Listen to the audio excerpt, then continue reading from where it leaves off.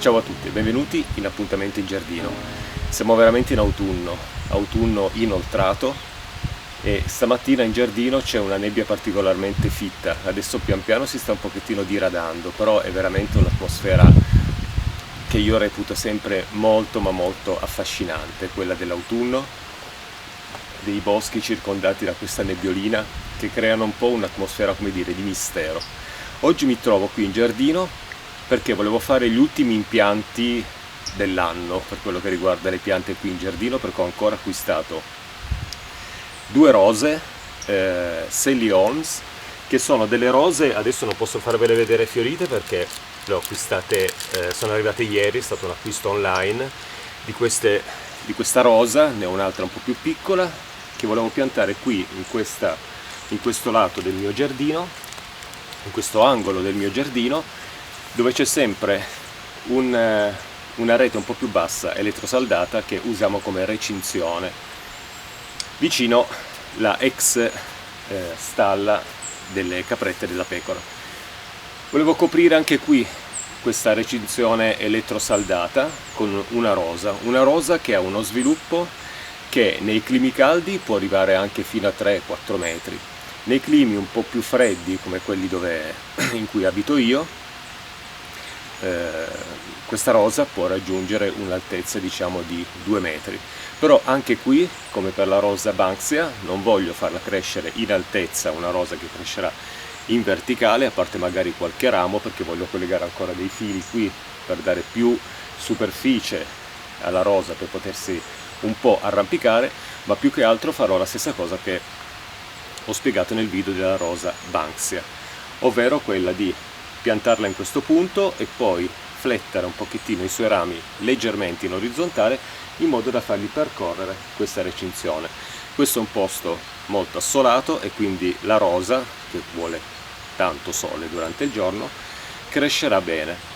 Pensavo anche che, siccome questo è una parte del mio giardino in cui hanno pascolato questi animali, le caprette e la pecora, diciamo per qualche anno, per un po' di anni, diciamo che questo terreno è già abbastanza fertile, perché comunque ci sono stati questi animali. Quindi farò questo impianto e poi mi sposterò per questa rosa e l'altra, e mi sposterò poi nella zona sotto il banano, che è una zona che poi in primavera ed estate rimane molto in ombra. Mi sposterò in quella zona per piantare una piccola piantina che cercavo da tantissimi anni, che finalmente ho trovato, che ho acquistato, ed è un Asarum europeum. Una piccola piantina che produce in primavera ed estate dei fiori molto piccoli. Anche lì ritorniamo sull'argomento dell'osservazione delle piccole cose in natura e nel nostro giardino. Come spiegavo nell'altro video, quando ci troviamo davanti a uno spettacolo, non so, mi viene in mente le cascate del Niagara, sono talmente imponenti che rimaniamo subito meravigliati. Quando invece dentro di noi nasce la curiosità, coltiviamo la curiosità, allora le cose interessanti andiamo a cercarle nel piccolo. E quindi questa piantina, l'Asarum europeum, in primavera ed estate sarà da osservare con molta attenzione per cercare i suoi piccolissimi fiori, che poi vi farò vedere il prossimo anno nei video di Appuntamento in Giardino. Quindi andrò a scavarmi la mia buca, pianterò la rosa e poi guardiamo insieme l'impianto della piccola piantina Asarum europeum.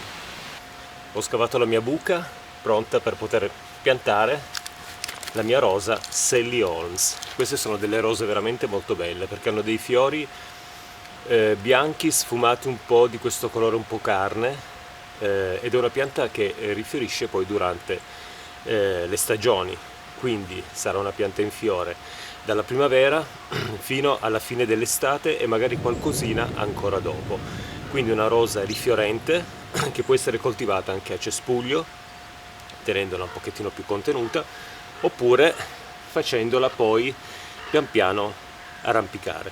Questa come impostazione è già stata potata alla vendita un po' come cespuglio. Io naturalmente non voglio cambiare la sua impostazione, qui ci sarà questo cespuglio di rosa con questi fiori bellissimi e qualche ramo, quelli che tenderanno poi a prolungarsi nel tempo, verranno poi sistemati lungo la recinzione, così copro anche questo angolo con questa rete elettrosaldata.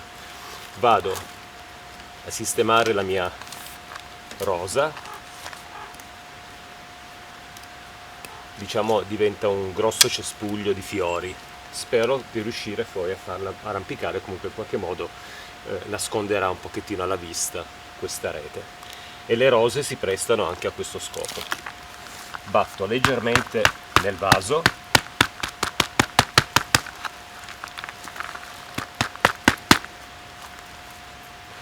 ed estraggo la mia rosa, andando sempre a controllare lo stato delle radici, scusate, al fondo del vaso. Anche qui questa rosa è stata coltivata molto bene, perché non ci sono radici che continuano a girare su se stesse.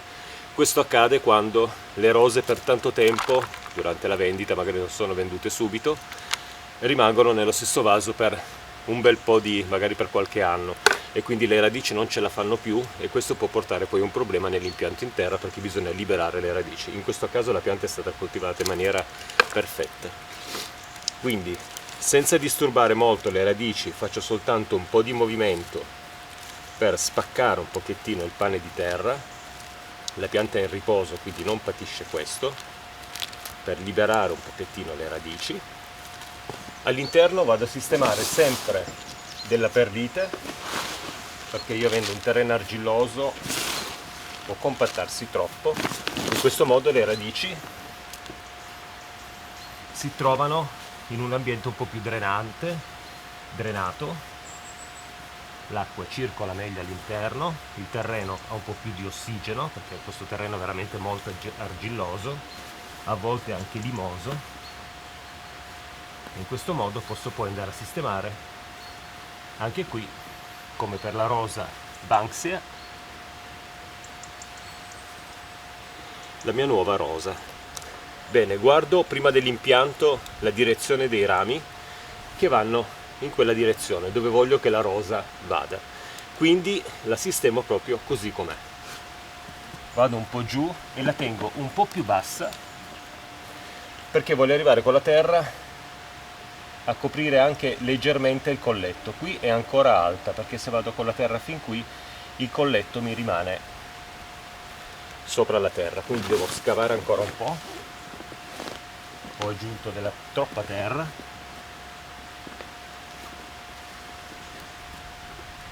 Ecco, in questo modo,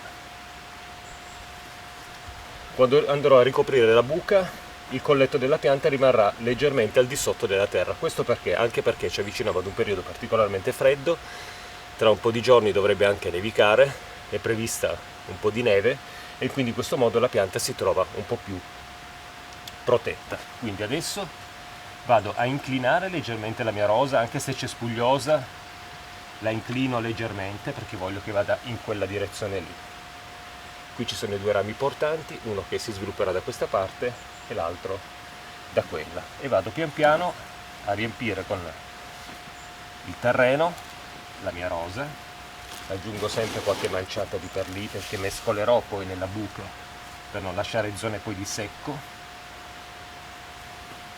Una cosa molto importante è smuovere ogni tanto la pianta per dare la possibilità alla terra di insinuarsi ovunque e non lasciare zone di vuoto. Bene, l'impianto della rosa Sally Holmes è stato fatto. Non vedo l'ora veramente la prossima primavera di vedere finalmente la crescita dei nuovi rami e dei suoi fiori, che sono particolarmente abbondanti e molto molto belli. Nello stesso tempo, quando mettiamo una rosa in giardino, che l'abbiamo acquistata, il venditore, se è un bravo venditore, darà questa rosa già potata in un certo modo.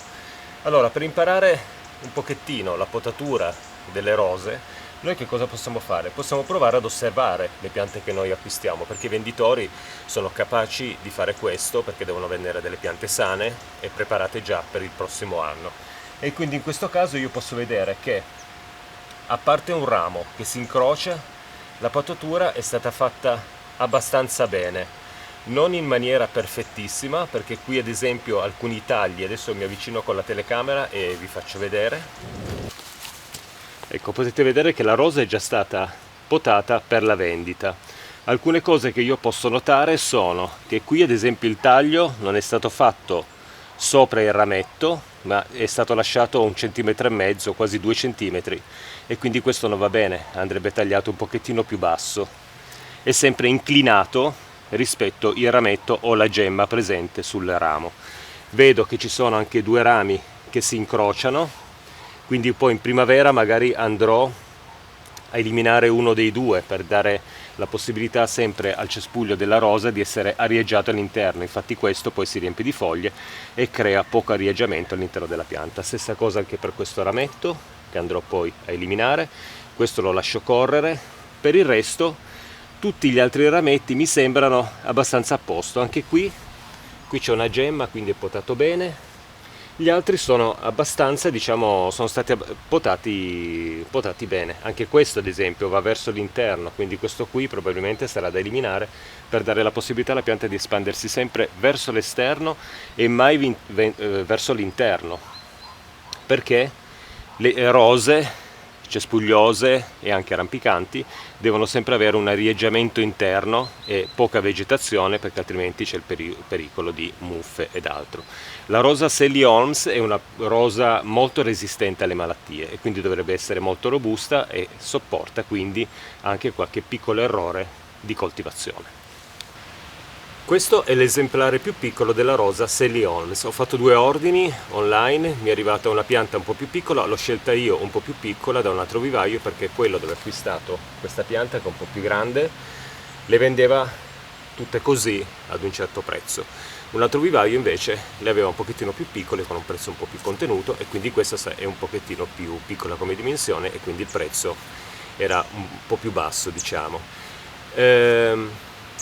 Vedo che questo esemplare, rispetto a quello che è già in riposo, ha ancora le foglie, quindi questo qui andrò a metterlo adesso in un'altra zona del mio giardino. Non farò vedere l'impianto perché l'abbiamo già visto con l'impianto di questa rosa, anche perché è la stessa rosa, quindi sceglierò un altro punto del mio giardino per farla crescere magari proprio a cespuglio, senza farla arrampicare. Non vi faccio vedere l'impianto di questa rosa Sally Holmes perché l'abbiamo già visto in questa. Ci spostiamo adesso sotto il banano per fare questo piccolo impianto di questa pianta interessantissima che è l'Asarum europeum. Eccomi col vasetto di Asarum europeum. È ancora una pianta un po' piccola, ma si svilupperà tantissimo perché è una pianta tapezzante, quindi colonizzerà tutta questa zona, ed è una pianta che vuole un'illuminazione molto scarsa, quindi una semiombra, un'ombra. Sotto il banano qui sarà perfetto, un terreno umido tipo quello del sottobosco. È una pianta da sottobosco questa, non riceve l'insolazione diretta tutto il giorno ed è rusticissima perché sopporta fino a meno 20 gradi, quindi qua in giardino va benissimo. È una pianta che non ha bisogno neanche di tantissime concimazioni, anche perché questo è un terreno argilloso, ad esempio il mio, quindi è molto organico, c'è del nutrimento. Io poi farò qualche concimazione magari liquida durante la primavera e l'estate per dargli proprio la spinta, oppure posso anche fare delle concimazioni con un macerato di ortica per dargli un po' di spinta iniziale, magari 1 o 2 concimazioni all'anno, proprio per dargli la possibilità di espandersi nel terreno. Le foglie diventeranno un po' più grandi di queste, e poi durante la primavera ed estate dovrebbe poi produrre questi piccoli fiorellini che andremo a cercare poi l'anno prossimo qui in giardino. Adesso la buca d'impianto di questa pianta voglio farla qui. Qua vicino cresce un ciclamino, quindi andrò a scavare. Bene, ho scavato la buca per il mio Asarum o Asarum, adesso non so mai come pronunciare bene i nomi delle piante. Vado a scalzare questa pianta in maniera molto delicata. Posso picchettare anche su una pietra e senza disturbare il pane di radici vado a sistemarla nel terreno.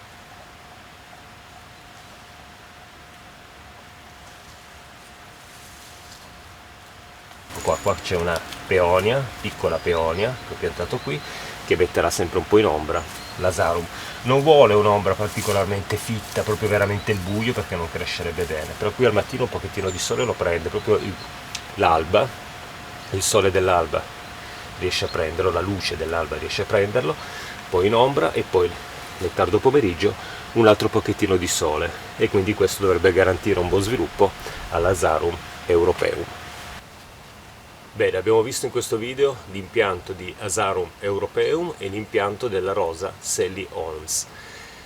Adesso quello che andrò a fare per entrambi sarà una pacciamatura, perché devo proteggere un pochettino le piante che sono state appena messe in terra, perché andiamo verso una nevicata, nei prossimi giorni nevicherà un pochettino, farà molto più freddo e quindi devo proteggere un pochettino queste piante, perché non sono ancora abituate né al mio giardino e neanche alle temperature, diciamo all'ambiente del mio giardino, e quindi un po' di protezione. Prima ancora della pacciamatura, quello che dovrò fare è una bella bagnatura, in modo da far sì che la terra entri per bene, che l'acqua, scusate, entri per bene nella terra, andando a idratare un po' le loro radici. Poi ci penserà magari la neve e poi ci penseranno le piogge durante l'inverno.